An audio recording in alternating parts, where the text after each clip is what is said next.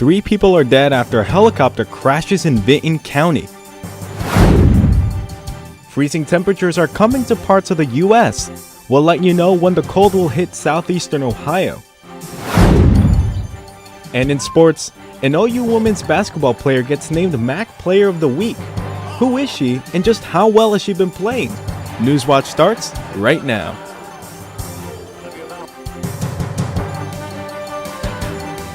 Broadcasting live from WOUB TV in Athens, this is Newswatch.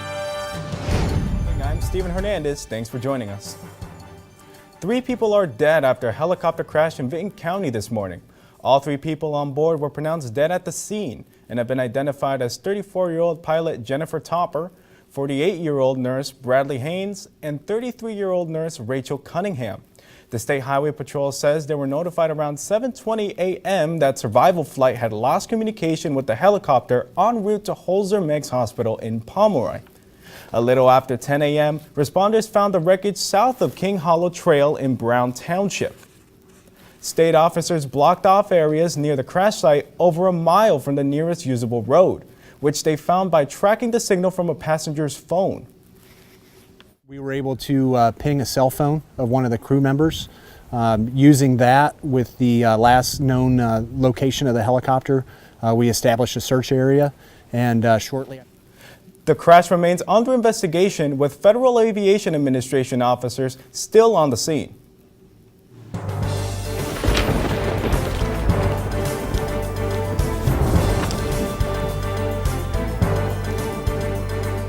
And it's starting to get colder and colder around here, especially in Ohio. I'm with Taylor Nimmo to give us more information on it. Taylor, what can we expect moving forward? Well, Stephen, we have some dangerously cold temperatures coming our way tomorrow. Now, it was cold today, but tomorrow it's a whole new ball game. We're going to have temperatures feeling below 0 with the wind chill for not just a few hours tomorrow, but the majority of the day.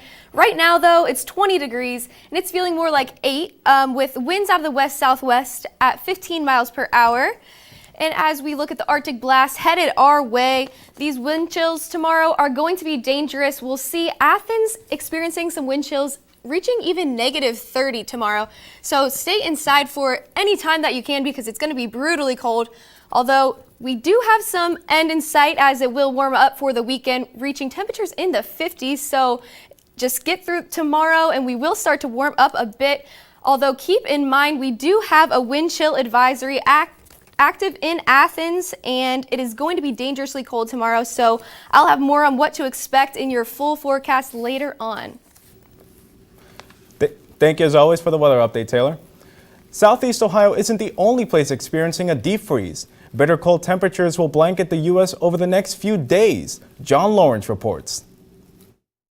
Cars stuck on icy roads, long lines in the Piggly Wiggly, and snowblowers working overtime. Just trying to get the first round done, and second round will be a little bit later. A winter blast has a grip on much of the United States. I had planned to do a bunch of work today at work, but, it's Minnesota. It happens. Roughly 220 million Americans, about 75% of the population of the contiguous U.S., will have temperatures fall below freezing over the next few days. The cold is just starting. So this will be at highest level throughout the whole week, dealing with the weather increments and making sure that the people of the city of Chicago, that their safety and their security is our #1 priority. The big chill will hit the upper Midwest and Great Lakes area especially hard. Forecasters say temps will drop between 20 to 40 degrees below freezing. Wind chills could fall to 60 below. Even areas not used to frigid temps are preparing. In Atlanta, city officials are getting ready for the Arctic front and the Super Bowl. We have prepared, we've made additional investments in equipment to help clean our sidewalks and keep our sidewalks de-iced. Georgia Governor Brian Kemp has closed all state offices for Tuesday. I'm John Lawrence reporting. At least 2 deaths have already been linked to this week's cold weather. Your house, and more particularly the pipes, can also be affected by bitter cold temperatures. The Assistant Director at Athens City Public Works, Andrew Daugherty, says there are ways to keep your pipes from freezing. It can be as easy, and it's always suggested, that you leave your cabinet doors open. Make sure you leave your bathroom and bedroom doors open so that the pipes in the house can get equal heat.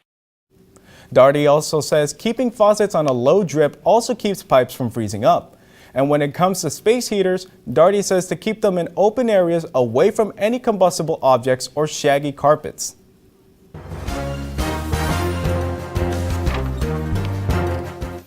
AK Steel is closing an Eastern Kentucky plant after idling the plant for more than 3 years. Ashland Works plant will close by the end of 2019. The company says it has operated a single line with 230 employees, but it's deciding to increase its operating efficiency and lower its costs by completing the shutdown. The Ashland mayor says officials will try to help any workers who do not relocate. Senator Rand Paul of Kentucky is still in pain a year after his neighbor attacked him. Paul testified yesterday in his civil lawsuit against Rene Boucher. Boucher pleaded guilty to a criminal charge for assaulting Paul. Boucher's lawyer says the attack ensued after Boucher lost his temper over brush piles from Paul's property. Paul is suing Boucher for damages exceeding $1 million. The senator's lawyer says Paul sustained injuries including broken ribs and a hernia resulting from the attack. Paul testified that he deals with constant pain and medical problems even now. Someone who's this violent needs to really be punished, or other people will just think it's okay. Boucher's attorney argued Paul only treated his pain with ibuprofen and never checked himself into a hospital. Paul confirmed those details, but says he wanted to avoid taking addictive painkillers. The judge expects the trial to finish up this week. A bill to eliminate West Virginia personal income taxes on Social Security benefits is heading to the State House of Delegates. The House Finance Committee advanced the bill yesterday. Governor Jim Justice proposed to cut the cut in his State of the State speech. If passed, it would mean that a $50 million reduction in revenue.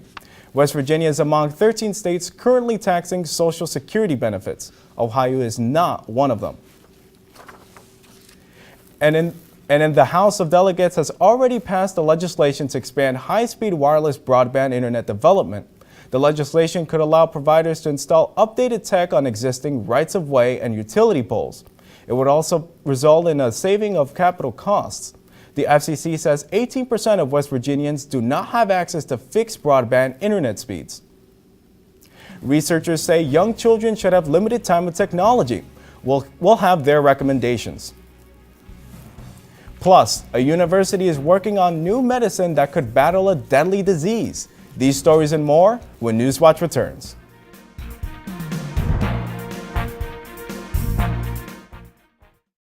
WOUB is member-supported public television. Your contribution keeps WOUB available in your community. Become a member with a gift of $60 or more for access to stream more than 1,000 of your favorite PBS programs through WOUB Passport. Programs like Nature, Sherlock, and all episodes of Downton Abbey and Victoria. Pledge now at WOUB.org. And thank you. This is a box that showed you a world beyond your own. It was just a box. But the world has changed, and so have we. And now the box can be almost any size or shape. And you decide what you want to explore. Anytime, any place. Break out of the box with PBS. Well, if you love TVC basketball action as much as we do, well then we got the show for you. Hardwood Heroes. Come along with us as we will be breaking down all the action every week. It airs Sundays at 11 p.m. and again Mondays at 6 p.m. But remember, our coverage isn't just limited to the show. We have content being posted all week long on our Twitter, Facebook, and even Snapchat. We will also have written recaps posted on our webpage and video recaps on our YouTube channel. So check those out as well. And always remember to be heroic. I loved Ken Burns' series on the Civil War. It was deeply impacting. I love history. To have those stories told through these letters, through stories of love and loss, it rewrote the book on how to tell a story. When television was invented, there were a lot of people who had dreams about what it could do. I think PBS still aspires for and often succeeds at reaching the highest ideals of what television could be.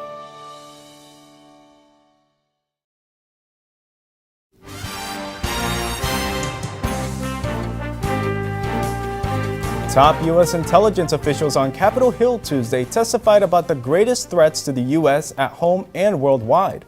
And in some key areas like Syria and North Korea, their assessments contradict President Trump's recent claims. Karen Kaifa reports from Washington. The Trump administration says ISIS has been defeated. A top U.S. intelligence official says it's still a threat.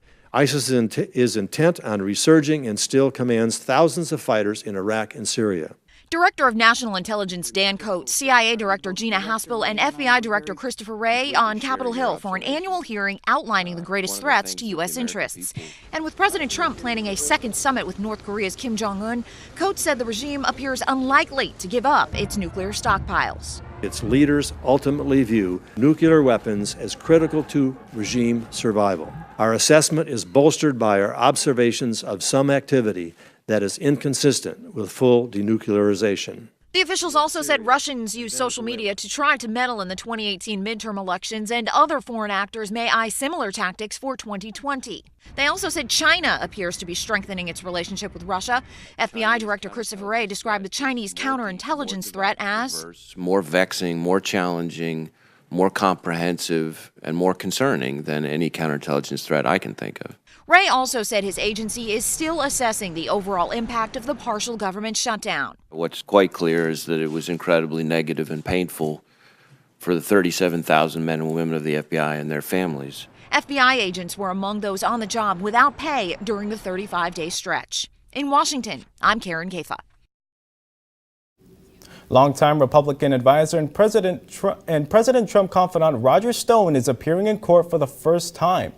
During his arraignment today, he pleaded not guilty to obstructing justice, witness tampering, and making false statements.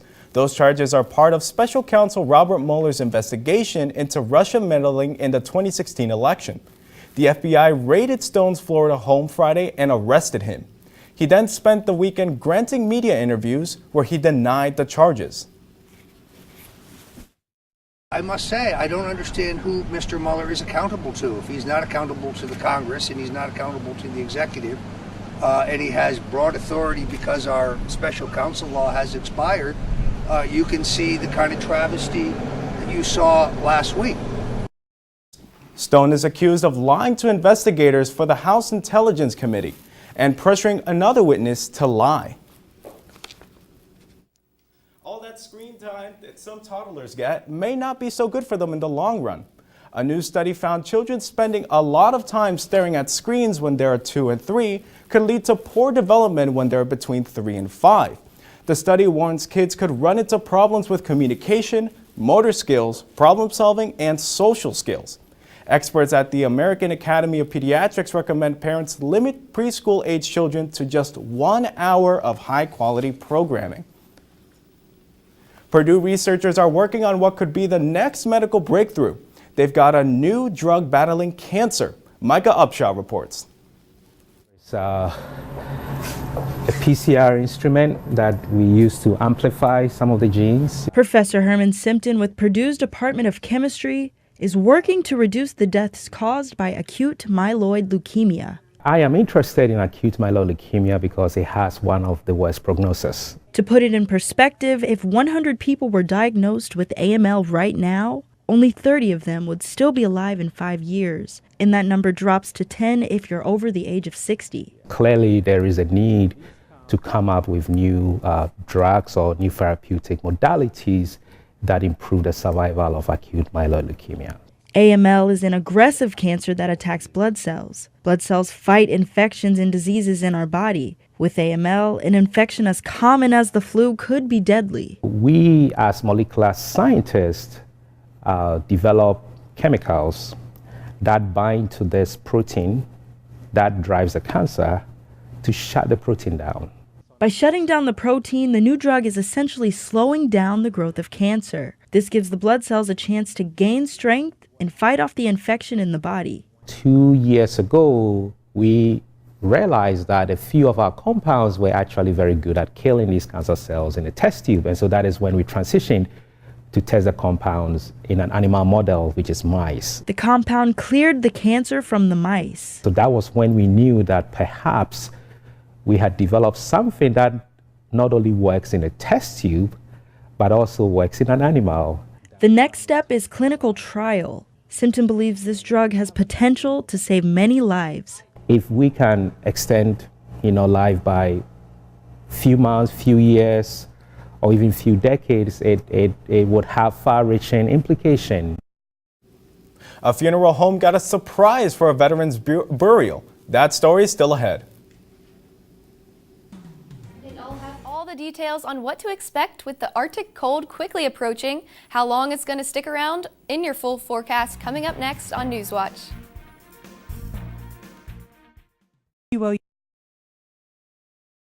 WOUB is member-supported public television. Your contribution keeps WOUB available in your community. Become a member with a gift of $60 or more for access to stream more than 1,000 of your favorite PBS programs through WOUB Passport. Programs like Nature, Sherlock, and all episodes of Downton Abbey and Victoria. Pledge now at woub.org. And thank you. Well, if you love TVC basketball action as much as we do, well, then we got the show for you. Hardwood Heroes. Come along with us as we will be breaking down all the action every week. It airs Sundays at 11 p.m. and again Mondays at 6 p.m. But remember, our coverage isn't just limited to the show. We have content being posted all week long on our Twitter, Facebook, and even Snapchat. We will also have written recaps posted on our webpage and video recaps on our YouTube channel. So check those out as well. And always remember to be heroic.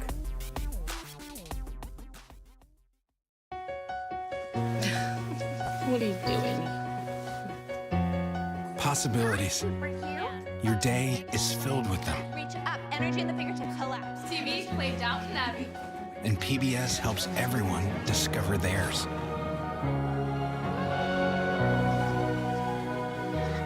Anytime, anywhere. Up in the sky, you can see it.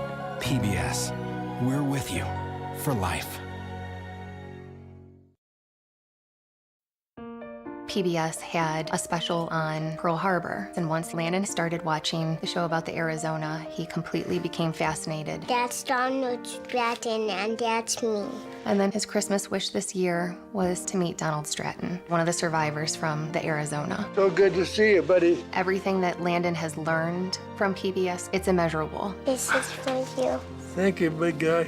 He is living proof of the effect that PBS has had on his life.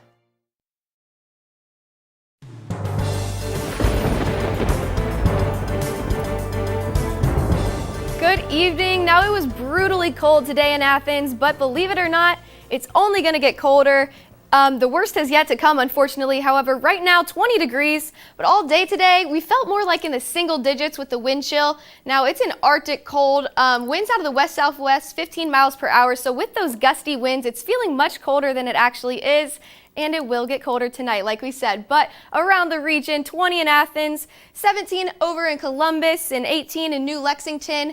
Now, overnight, when we see these temperatures drop, it's going to get worse and into the single digits and feeling with wind chills in the negatives. However, today, high of 20 and a low of 9.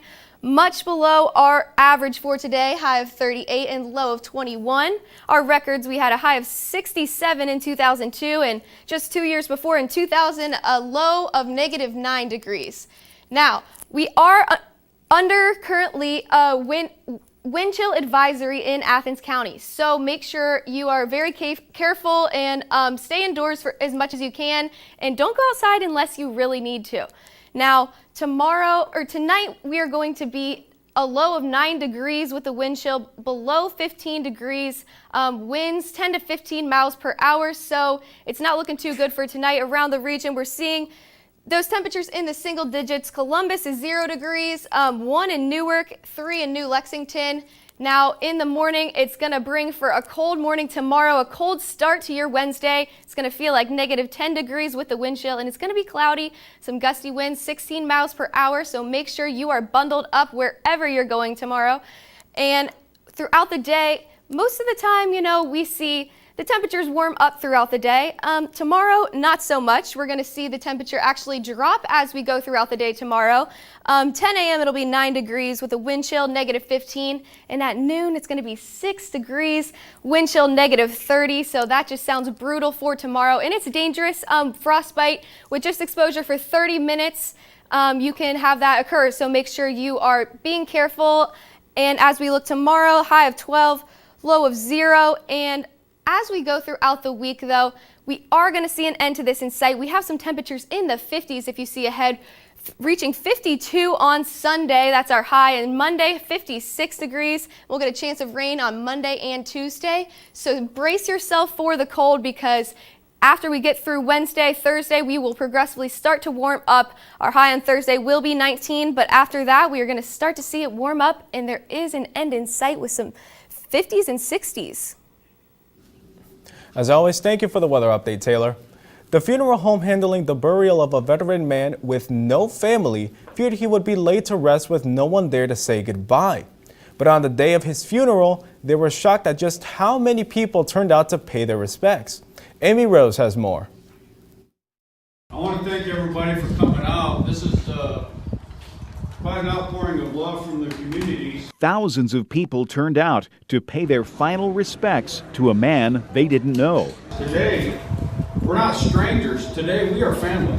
This is our brother, Joseph Walker. I don't have a whole lot of information, but it doesn't matter, because once upon a time, like a lot of us other vets, he signed a blank check for our nation. Joseph Walker served in the Air Force during the Vietnam War era and was discharged honorably in 1968. He passed away at the age of 72. When Walker died, the funeral home couldn't get in touch with any of his family and sparked a call to action across social media and national television.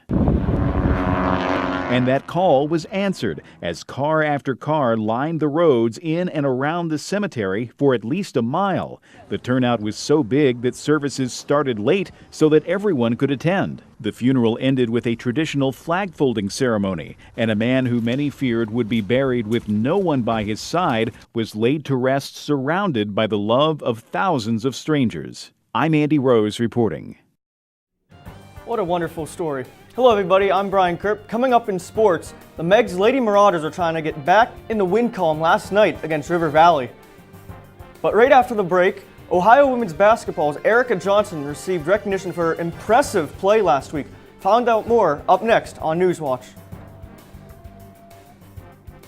And here's a look at what's coming up tonight on your local television station.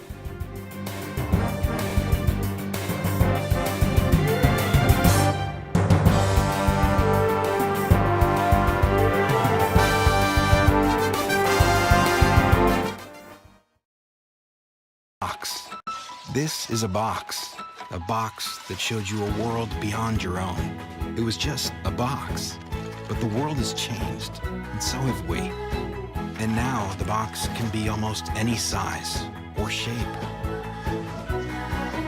And you decide what you want to explore. Anytime, any place. Break out of the box with PBS.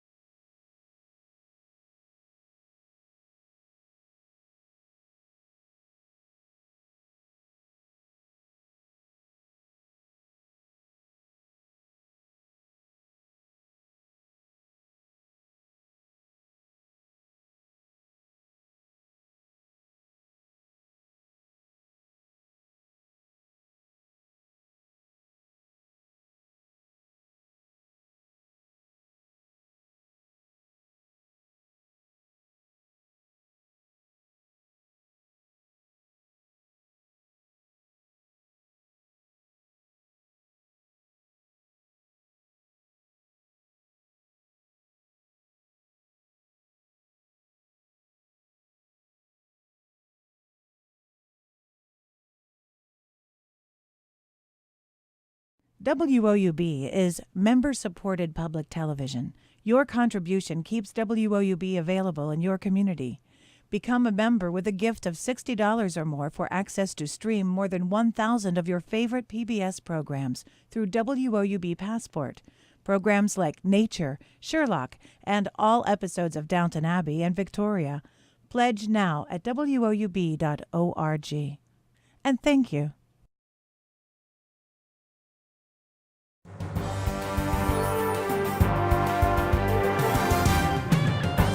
Welcome back, I'm Brian Kerp.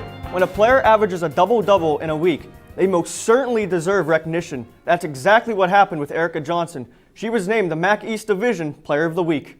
Johnson averaged 24 points and 10.5 rebounds in Ohio's games against Northern Illinois in Bowling Green. On Wednesday, she recorded 26 points and 16 rebounds. And then on Saturday, she scored 22 points and had 5 rebounds. Johnson has really picked things up since the beginning of conference play. Johnson and the Bobcats have another conference game tomorrow night, and it's a big one, the Battle of the Bricks against Miami. The Redhawks have a 13-4 overall record with a 4-2 MAC record. Miami has the best defense in the conference, allowing only 59 points per game. They are led by Lauren Dickerson. She is averaging about 15 points per game. On the other side, the Bobcats lead the conference in scoring offense, averaging about 83 points per game. But if Ohio wants to pull this one out, they're going to have to play solid defense against a potent offense. I have a lot to say about our inability to guard people. So I think it probably starts there. They're obviously a team that can score it. They got a couple kids that can score it pretty well. And we just have to pay more attention to that and try to be better at that end of the floor. The Ohio men's basketball team is currently playing NIU. If they want to pull out a win tonight, they're going to have to face guard Eugene German, one of the top scorers in the MAC. He averages about 21 points per game. Extremely quick, and we need to guard him with multiple people in transition. He also has a nice little step back, which really is kind of impossible to help on. So we got to make sure that we're locked in on the ball and not turning him loose. You get guards that are shooting tough shots, but they're at home and they're comfortable. That can be a challenge. Now on to high school basketball. Last night, the Megs Lady Marauders were looking to rebound from a loss to Alexander Thursday as they hosted River Valley in Pomeroy. Cassidy Betzing led the way for Megs with 16 points. Madison Fields also reached double figures as she scored 10 points. As a team, the Lady Marauders drained 9 three-pointers. Let's not forget about the defense, though. Megs forced 18 steals in this one.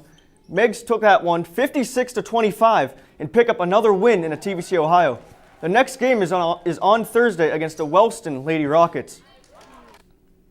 Tonight, there are 3 boys games involving Tri-Valley Conference teams that WOUB's Hardwood Heroes is scheduled to cover. The Megs Marauders are trying to pick up their second straight win when they travel to play Point Pleasant. Then over in the TVC Hawking, the Eastern Eagles try to pick up their 10th win of the season against South Gallia. Lastly, Waterford goes for their 3rd straight win as they host TVC Hawking foe Wahama. To keep up with all of the TVC basketball coverage, be sure to visit woub.org/heroes. I'm Brian Kerp, and that's all I have for sports. Steven, I hear you have some fun hockey news. That's right, Brian. While freezing temperatures are not usually fun, some people found a way to enjoy it for a little while. Highway hockey, it happens in Canada when it gets really, really cold and icy. But in this case, it was pretty safe. The road was blocked off by a police car and jammed with vehicles stopped after a 50-car pileup. Now the weather. Thanks, Stephen. Let's take one last final look at our weather for the week. Now tomorrow, let's brace ourselves for the cold. A high of 12 degrees, low of 0, but going to feel much colder than that with the wind chill. Thursday, we start to warm up a little bit, high of 19, and then we progressively warm up into the 50s beginning on Sunday. And Monday, Tuesday, we're looking in the 50s as well. And we'll have a chance of rain on Monday and Tuesday, but after that, it's looking like it's going to start to warm up a little bit. Thanks, Taylor. And that does it for our broadcast this evening. Thanks for watching. Have a great night.